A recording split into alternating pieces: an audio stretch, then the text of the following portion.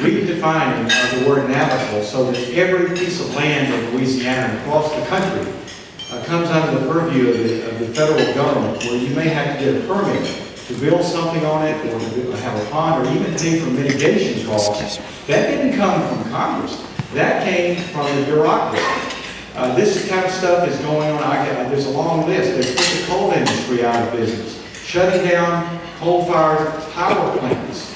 All of this coming from the regulatory mechanism. You saw what happened with executive amnesty, where the president tried to simply open our borders unilaterally. Fortunately, the courts in many cases have blocked a lot of these things temporarily. But the truth is that this administration is out of control, and Washington has been powerless to fix it because we don't have in our leadership the guts, the courage to stand up and say, we're not going to fund these things. And so I can vote against it, but when you have a majority of Republicans that vote for these things, then you have a problem. What can we do about it? A lot. First of all, we passed the RAINS Act, which would require approval from Congress for anything over $10 million of economic impact. Number two, I have a bill. It's called the REDUCE Act. It would create a draft-like commission that would simply put together a streamlining and basically taking down many of the unneeded agencies and costly networks that we have, sunsetting all of the regulations, such that after 3 years we get an up and down vote on their plan, and every rule and regulation would automatically sunset and would have to be approved by Congress. We can do this, but Congress must take its power back. And like I told you, Democrats and Republicans together both want to see the growth of government. And let me tell you the other thing you need to know with small business owners. I didn't realize this until I got to Washington. Large companies, international companies, love regulations and they love taxes. Yeah, I couldn't believe that. It's true. You know why? Because you can't compete with it. You cannot afford the infrastructure, the compliance and taxes and all these things. You can't go offshore. They can. So we got big business, big banks, we got Wall Street, we got the Democrat leadership and the Republican leadership all conspiring against you. And so it's time for you to stand up. We can do that. Thank you.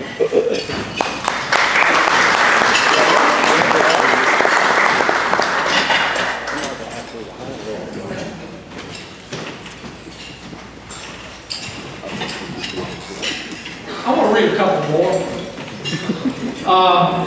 Congress spent $545,000 of your money for the State Department to hire truth-telling consultants to teach employees how to testify before Congress. $2.6 million on an NIH weight loss intervention program for truck drivers. $3.1 billion paid to federal workers to sit at home and administrative leave for alleged misconduct. $250,000 to help increase biodiversity in Morocco. I'll read one more. I'm going to run out of time, and everybody's going to stop me. $3 million to examine the effects of shrimp running on a treadmill. Now let's talk about regulations. Federal regulations cost the average American family $15,000 a year. That's a fact. That's what it takes out of GDP. Federal regulations cost the average small business about $12,000 per employee. I remember a time in America where if you wanted to start a landscaping service, all you needed was a lawnmower. Now you need a lawnmower, a CPA, a lawyer, and a compliance officer. Here's what we ought to do, quick. Number one, we need a national regulatory budget. We publish a budget for operating expenses. Let's publish a budget for our regulation costs, what is causing the business community. Number two, we need a new rule. One more rule in Washington. Here's the new rule to the bureaucracy. If you want to propose a rule, we'll consider it. But first, you got to get rid of 3. New rule, lose 3. Third, we need fewer rules. We need simple rules. We need quicker decisions by bureaucrats. We need government websites that a normal person can navigate. We need government workers who will answer the phone. What we need is a top-to-bottom review, cost-benefit analysis on every single rule and regulation. Finally, there are two good laws that help our small business community. We need to protect them. We need to jealously guard them. The Regulatory Flexibility Act, you're familiar with that, passed in 1980, I think. The Small Business Regulatory Enforcement Fairness Act. There's some acronym for that I can't say. That was passed in 1996. And every single day, the bureaucracy tries to find a way around those rules that require you to be consulted before you're asked to comply with some new rule and regulation. The EPA is probably the worst. Look, every one of us wants clean air and dry water. But the problem is that so many of these rules and regulations, just like the new Waters of the United States rule, they don't create clean air and they don't create dry water. It just costs money.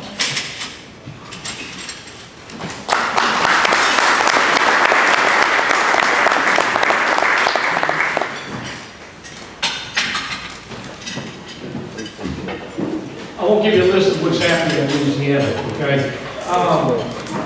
Business startups are at an all-time low over the last number of decades. We just haven't seen the kind of startups, which means entrepreneurship and innovation is really down.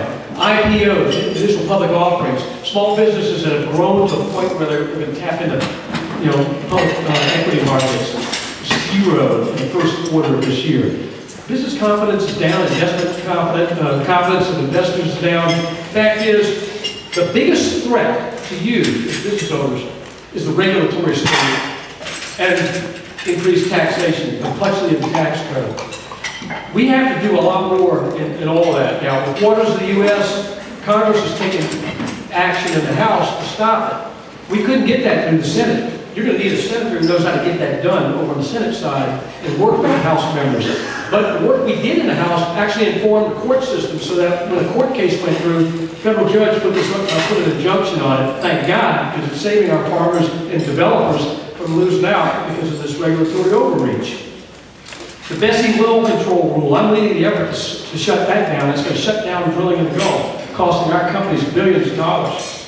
The fiduciary rule, Department of Labor. Well, I invoked the Congressional Review Act and got legislation passed with two of my colleagues in the House to invoke that and stop it. We put it on the President's desk and vetoed it. The overtime rule, I'm actually crafting legislation right now because I know that's going to affect all of you directly.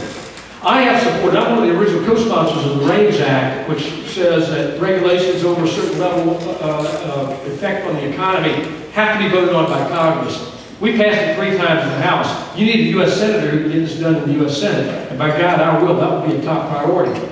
I just introduced the FACT Act. It's called the Federal Agency Complete Transparency Act.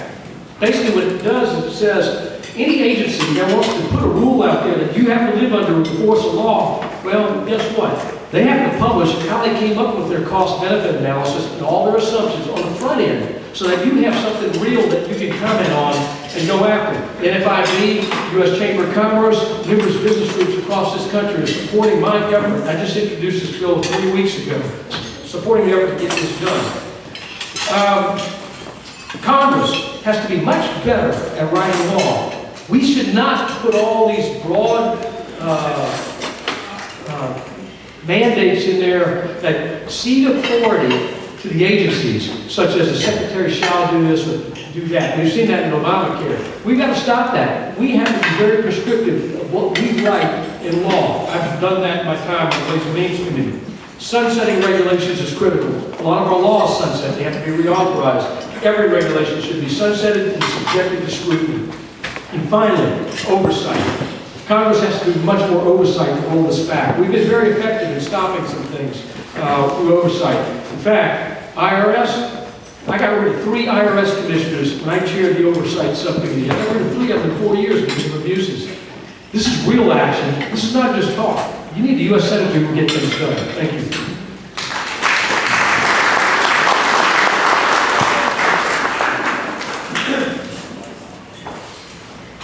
Our final question is on healthcare. Each candidate will have 4 minutes to respond. Regarding the ACA, what do you feel should be done relative to proposals to repeal and replace it? How can it be changed to help small business owners provide coverage for their employees? Please discuss any ideas you have regarding healthcare changes. Treasurer, you will be first, followed by Congressman Bustamante, and Congressman Quinn will have the final response. Yeah, 4 minutes.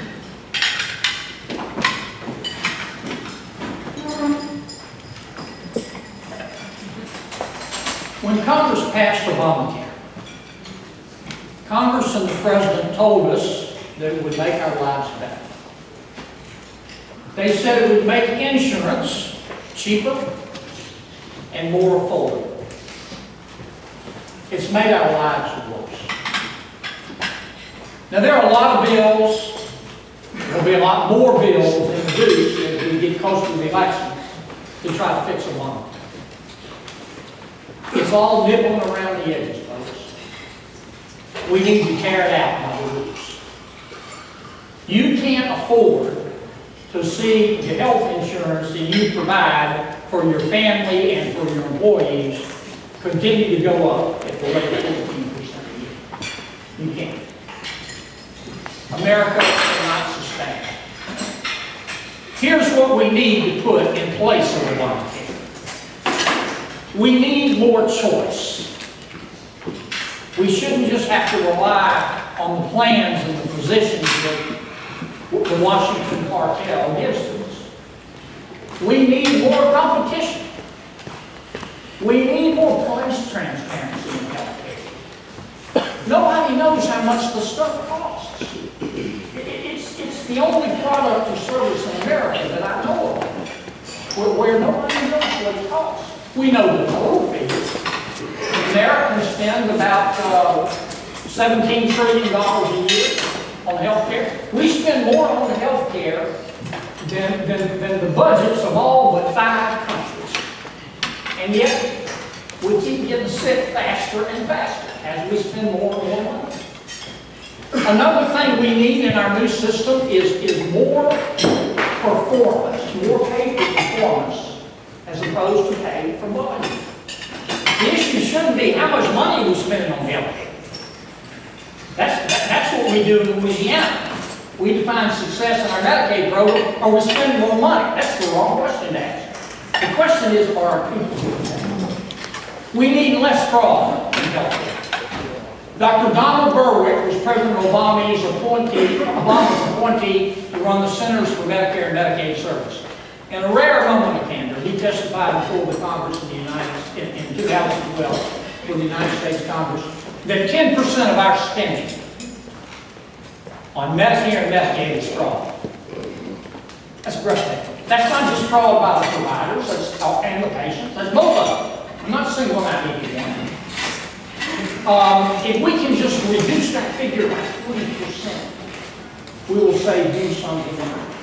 We need to repeal the McCarran-Ferguson Act of 1945, which prohibits us from buying health insurance across state lines. If I can find a policy in Mississippi that's good for my family, I'll be able to buy it.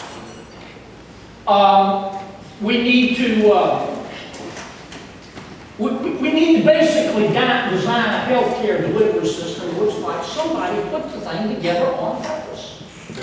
And what we have with Obamacare, it's not working. Basically, what the United States Congress did, and the President did, they took the entire healthcare delivery system, not perfect, needs a lot of improvement, but they took it and they turned it upside down and changed it for 90% of the people to help 10%, and they ended up hurting 100%. We need to tear it out by the roots, folks. Americans deserve that.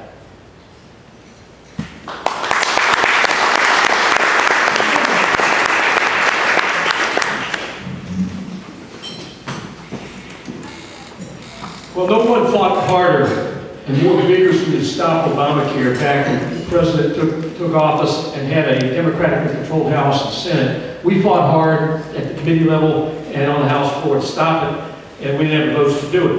But the fact is, it's worse now. What they have created is a de facto single-payer system. Massive consolidation in the insurance companies, that are heavily regulated, squeezing out your choice. They've overly regulated the providers and squeezing healthcare providers out of private practice of medicine. Now they're becoming employees who look out for the bottom line rather than your health care. The system's broken and needs to be uprooted. I've voted some 50 or 60 times to appeal it. We don't have the votes to do that. But I gave you the largest single defeat to Obamacare to date, saving taxpayers $86 billion, with the first time ever in U.S. history, the actual repeal in law of a new entitlement program. That was a hard feat to do, to get the president to actually sign a bill contrary to his legacy. That's the kind of results I got for you in the House, and I can tell you, I'll do a lot more in the U.S. Senate. What have I done recently? I've got you 1 year reprieve on health insurance tax, which is going on this year, and I'm trying to get that extended to next year. I know that's been a top priority for the NFIB. This health insurance tax gets passed on to the consumer at higher premiums. That's why we're seeing 30 to 40% hikes in premiums right now. Just last week, my bill in the House passed that allows you to create health reimbursement accounts.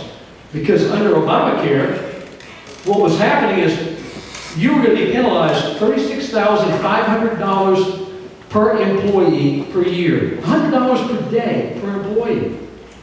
Talk about assaulting small business. Well, my bill passed in the House last week unanimously.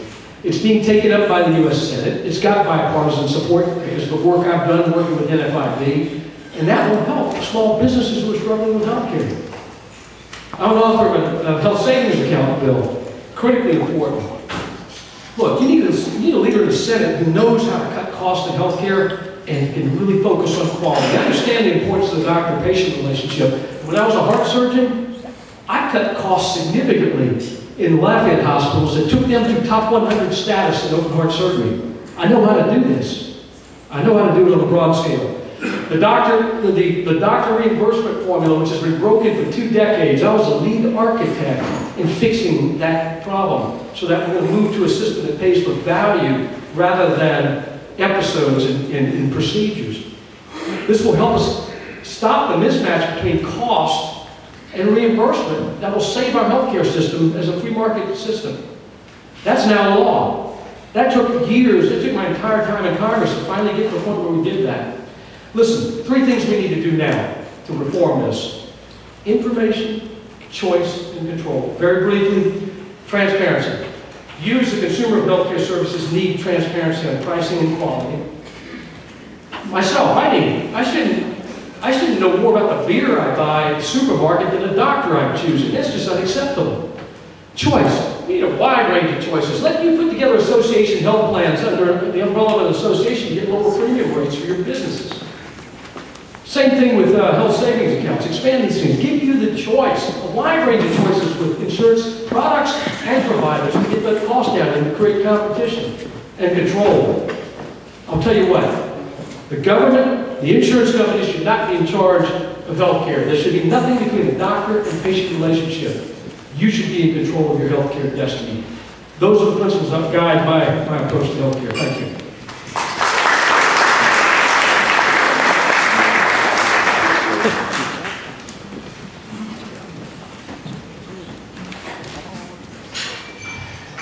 You know, the reason why, I guess the main reason why I ran for Congress back in 2008 is I saw the near miss we had with health care.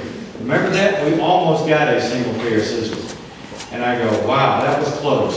Well, now we can depend on the Republicans, the Republican establishment to come forward, and now they're going to do something that we're going to really like. And you know what?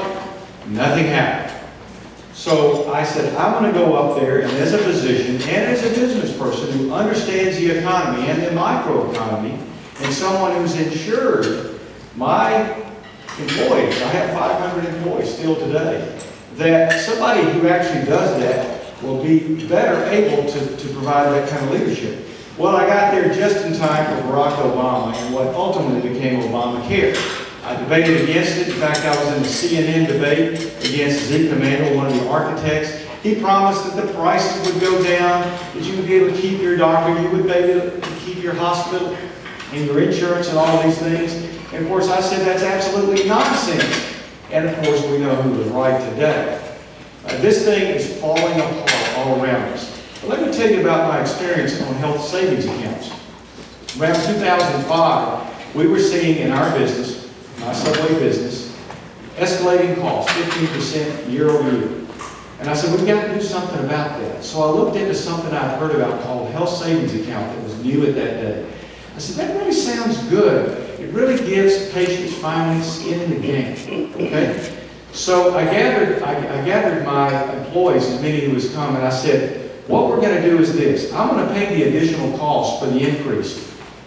But what I'm going to do is I'm going to pay for a little higher deductible, and then I'm going to take the rest of the cash and put it into your health savings account. And I had one lady who raised her hand and she said, well, that's not going to work for me. Because she had run the numbers. She said, I spend over $100 a month on inhalers. And being flippant as I was, I said, why don't you stop smoking and you won't have to buy inhalers? Well, I felt bad about that after a while. And she came up to me 3 months later and she said, Doc, I did exactly what you said and it's saving me a bunch of money. Because you see, she no longer had to buy inhalers because she stopped smoking. It gives people the incentive to stay healthy. So I've been one of the leaders on the health savings account. I put it into, I'm one of the co-authors of the American Healthcare Reform Act, which is the Life After Obamacare Repeal Act. And what it does is it expands health savings accounts. You can inherit them. You can have family health savings accounts. The deductible level is much higher. And there are many other things that are good in this bill that are carrying over to what I think we're going to be voting for next year. It will include such things as tax equity between employer plans and individual plans. It will create transparency, but you can't just have transparency, folks, because people ask me, well, doctor, what do you charge? Why don't you put it up on a menu board or something? And I told them, I don't know what I charge. The insurance company pays me. That's all I know. So what we need to do is to give the power to providers to negotiate. This needs to be a real marketplace, folks. You wouldn't put a car dealership under Obamacare, so why would we do it under healthcare? You get the predictable outcome. Costs go up and the quality goes down.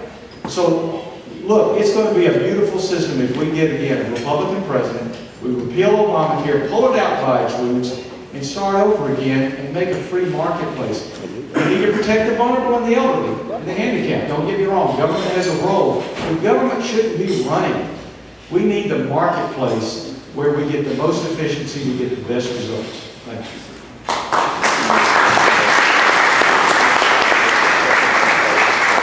We're going to move on to closing statements. Each candidate will have 2 minutes, starting with Congressman Fleming. Congressman Standing, then Congressman Fleming, then Treasurer Kennedy, following the same rotation that we followed the entire way. From LSU football to the legislature to today, clock management has been an issue. I accidentally stole a minute from Treasurer Kennedy's second question. We're going to add that on to his closing, so it's going to be 2 minutes for everyone, except for the Treasurer has 3 minutes. I do apologize to all three of you.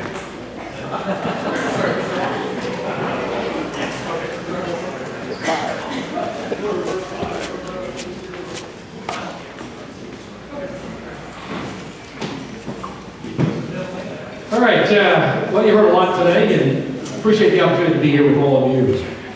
I mentioned earlier, as a heart surgeon, I was used to getting results. You can't sit and beat around the bush. You have to get results. And I can tell you, I didn't learn patience. The fact of the matter is, you elect people to go to office for you to serve as a representative form of government.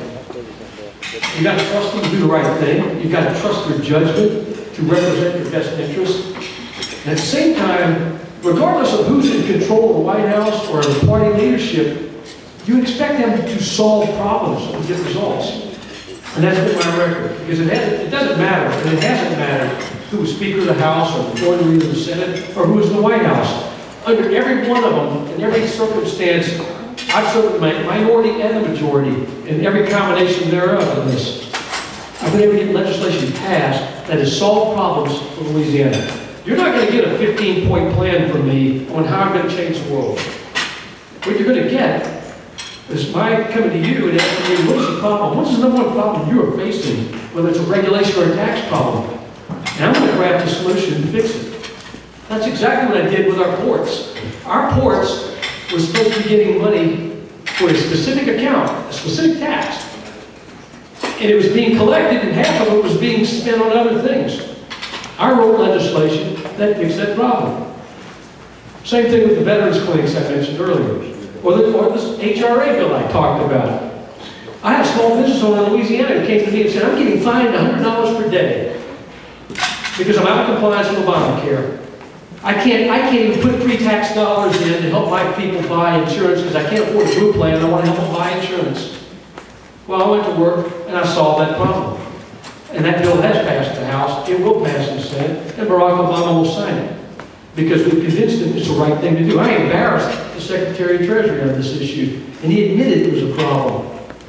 Fact is, you deserve a U.S. Senator who will go to the U.S. Senate and lead, who will represent Louisiana interests first, and will make sure that Louisiana has a seat in all the key issues that we're going to face, whether it's our national security, growing this economy, or sustaining our Louisiana and special values that America holds dear. Individual liberty, entrepreneurship, free market enterprise. That's the kind of senator I will be, and I'll be a senator who listens to you. Thank you very much.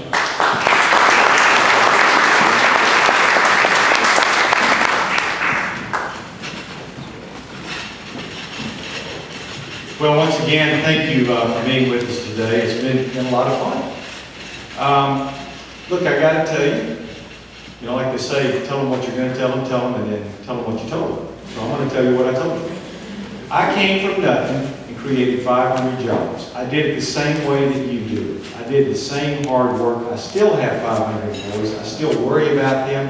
I've got to deal with the overtime rule. We don't know how we're going to solve that by December 1st, but you better believe we're going to have to find a way, just like I had to find a way to make that payroll. We don't have many people in Washington today who know anything about private business. Nothing. And I've been through all the baptismal fire, I've been through all the difficulties that you're going through today. People all across this country are hurting as a result of what Washington is doing to you and not doing for you. Now, you heard me also say that I co-founded the House Freedom Caucus that forced Speaker Boehner to resign. I want to go to the Senate and shake up the Senate. Because I got to tell you, Washington is not listening to you, it is not hearing you. Washington believes that you're doing just fine, you're going to get by just fine. Washington is your biggest competitor, and they are working with the large multinational businesses that put you at a disadvantage. I'm a military veteran, I'm a physician, I still have an operating practice. I can see patients anytime I actually have time to do that. I'm a business owner, like many of you, and I think we need somebody who is really an outsider, if not an outcast, to go to the Senate and shake it up. Not somebody who's gone the short route and gotten all the lobby money and so forth that comes to them, but somebody who's gone the long and difficult route. I've been willing to fight against Democrats as much